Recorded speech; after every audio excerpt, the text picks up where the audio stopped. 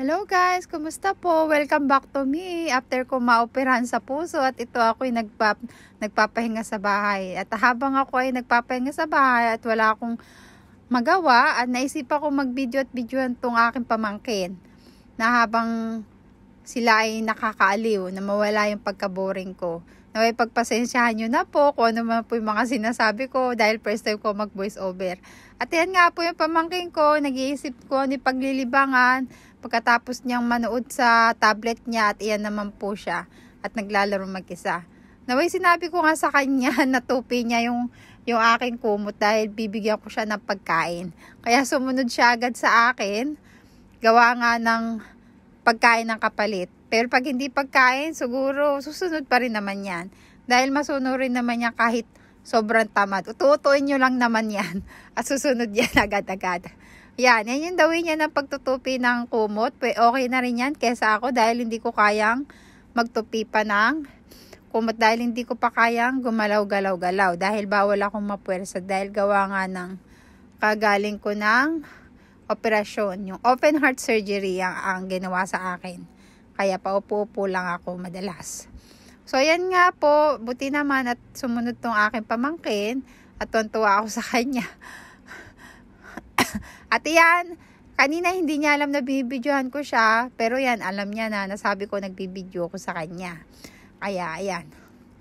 So, hindi, susunod yan. May problema siya sa ipis. Sabi ko, hayaan mo na ipis na yan. Kasama na natin yan dito sa bahay. Kapamilya na natin yung ipis. Kaya huwag ka na matakot at masanay ka na dyan. O yan, iayos niya na yung kanyang, yung kumot, yung mga unan ko. Dahil dyan po ako natutulog. Ako lang po mag-isa dyan dahil bawal po ako ng katabi. Gawa nga nang po na bawal ako mabunggo. Baka pag nabunggo ako bigla akong umaray na pagkasakit-sakit. Dahil ang sugat ko sobrang sakit. Mahaba. At yan nga po.